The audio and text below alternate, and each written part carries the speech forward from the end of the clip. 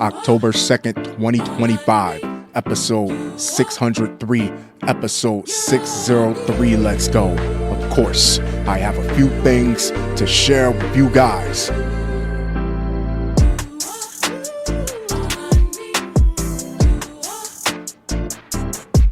Shall we?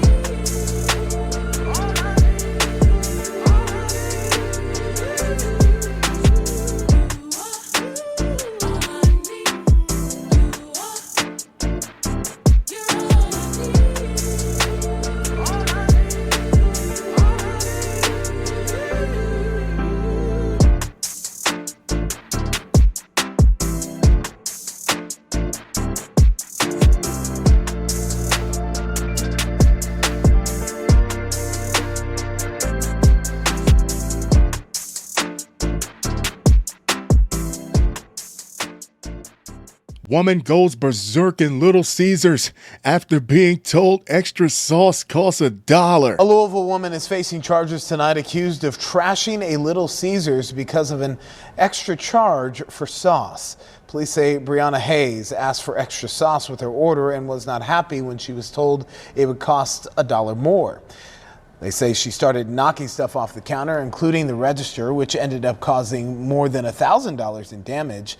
This incident happened back in January. Hayes was charged with criminal mischief, but was not arrested until another incident on September 22nd. So there was the woman that crashed her SUV into a Popeyes over some missing biscuits, and we have to assume that if you get that angry over something like this, then it's also quite possible that you ate those biscuits so fast you forgot that you even had them. Then there was the woman that made her husband stab an employee at a pizzeria over a mistake on their order. Stupid husband, hell, stupid couple. Now we have our latest installment. What motivated you, darling? Little Caesars smells like your grandma's lucky bingo draws. There, I said it. Hardly anything worth crashing out over. A Little Caesars customer in Kentucky, shout out to my brother and the rest of my family in Kentucky, allegedly flew into a rage after being told she couldn't have extra sauce to go with her meal without paying $1 for it. Now, I'm going to assume that this sauce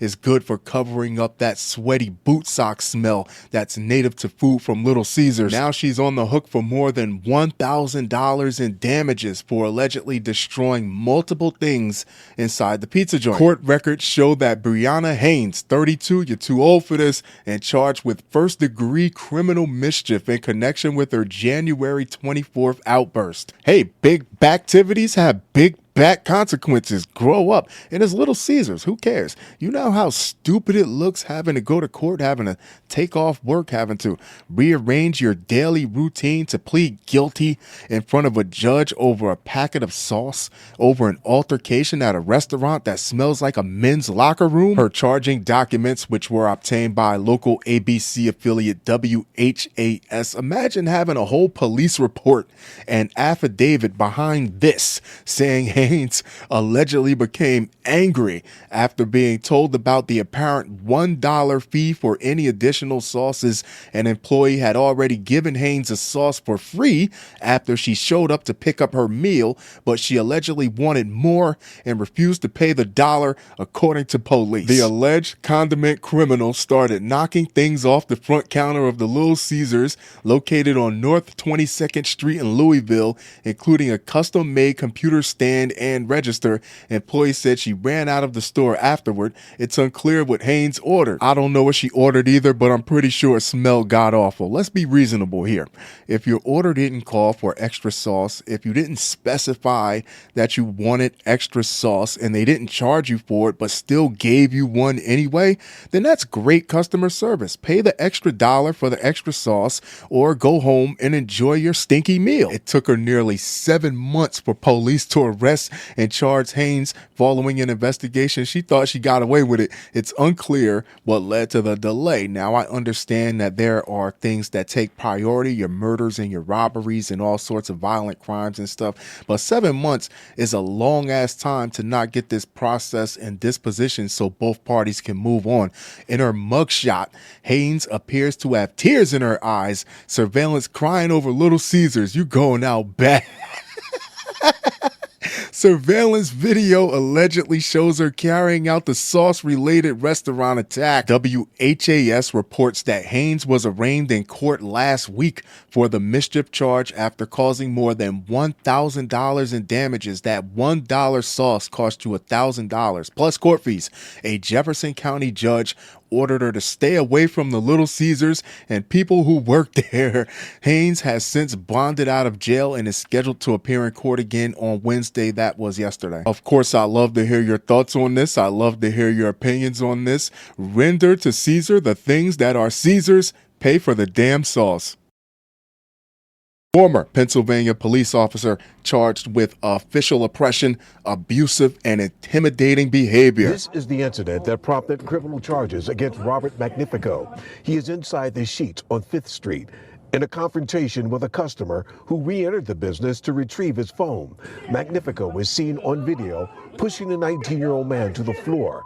Investigators with the Attorney General's office say he also intimidated and harassed the man. Well, kids, here's the reality. He's a fat 59-year-old pig, decades past his prime, using product to slick that full head of gray hair in an attempt to look cool for the younger officers. All the years sure do fly, don't they, Sergeant Senior Discount? Or should I say ex-Sergeant Senior Discount? The kid called you for help, but you just couldn't pull it off, could you? It's okay, buddy. Let's get you a butterscotch and some retirement papers. A former police officer, I'd rather call him plus-size law enforcement, but tomato, tomato, is accused of assaulting a Sheetz customer who was trying to get his phone that he forgot at the store earlier this year, according to the state attorney general's office. Why are we even hearing from the state attorney general? Why was this even an issue for the police? Because when we can't be civilized enough to settle such minor disputes for ourselves, we open the door for law enforcement to come in and make a complete mess of these things, which is exactly what happened. Robert Magnifico, 59, of Elwood, Lawrence County, was charged Friday with official oppression, tampering with public records. This is a sergeant we're talking about here. Unsworn falsification to authorities, simple assault, and harassment, according to online records. A real hero of the people. Now, Elwood is a little two-horse town, under 7,500 people, a crappy suburb of Pittsburgh. This is what you do to get your jollies in that little hick-ass town, by playing keep away with some kid's phone. This is why you got to hold both Sheetz and the police department accountable. I would be looking for some type of legal action, because what were you going to do with this kid's phone if you weren't going to give it back to him? This is what started the whole situation in the first place. Attorney General Dave Sunday, and if I'm that Attorney General, I'm super pissed, because this file shouldn't even be on my desk. It shouldn't even have went as far as the police department, to be honest with you, and that's why Sheetz and those employees need to be held accountable, said Magnifico, who was a sergeant with the Elwood City Police Department at the time, was engaged in abusive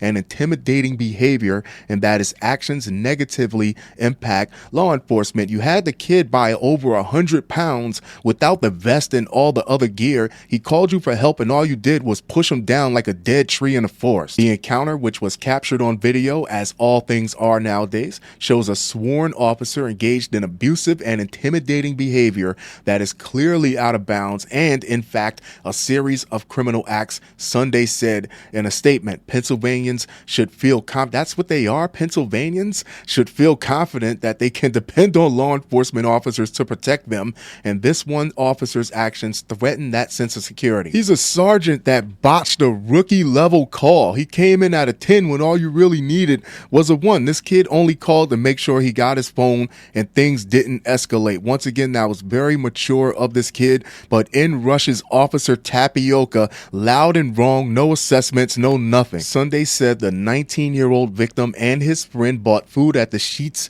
along 5th Street in Elwood City on June 6th. As the 19-year-old forgot his phone, he called the store and he was told he could return and get it. Sunday says the 19-year-old experienced an issue with staff who did not not give him his phone back despite him providing the passcode and other information about it. Now, you just talked to somebody on the phone that said you could come get your phone. So did this person you talked to, did he leave and not communicate this with the other employees, or did the employees just get it in their head that they weren't going to give the phone back? What happened? The man became upset, rightfully so, and police were called to the store. Magnifico was the officer who was dispatched to the Sheetz. Entered John McClain. Now, as a 19-year-old, I think he handled this very well. I think the person he talked to on the phone handled this very well, but this is what happens when you get caught in the middle of an asshole sandwich. In addition to criminal charges, he was also disciplined for his behavior. We sent him to anger management classes, de-escalating classes, also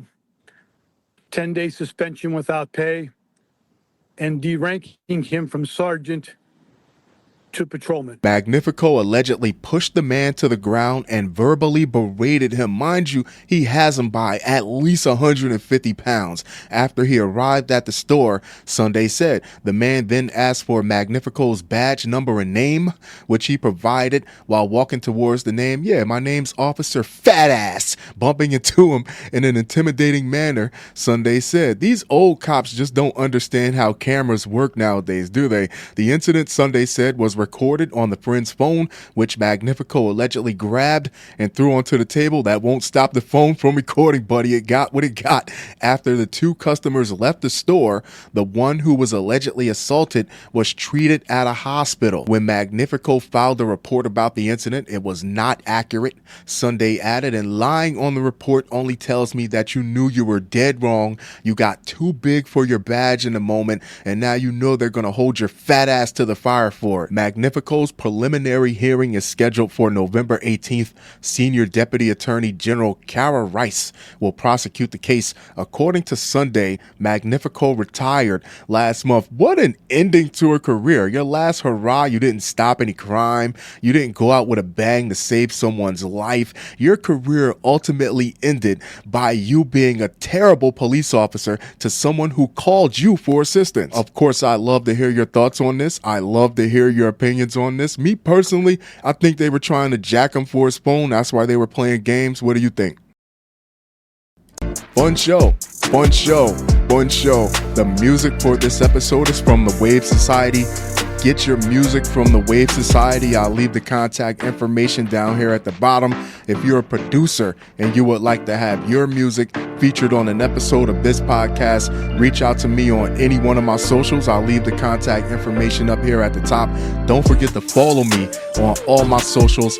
Find me wherever you listen to your favorite podcast. I am there. That being said, I'm going to wrap this one up, but I'll be sure to talk to you guys very, very soon. Jusqu'à la prochaine fois.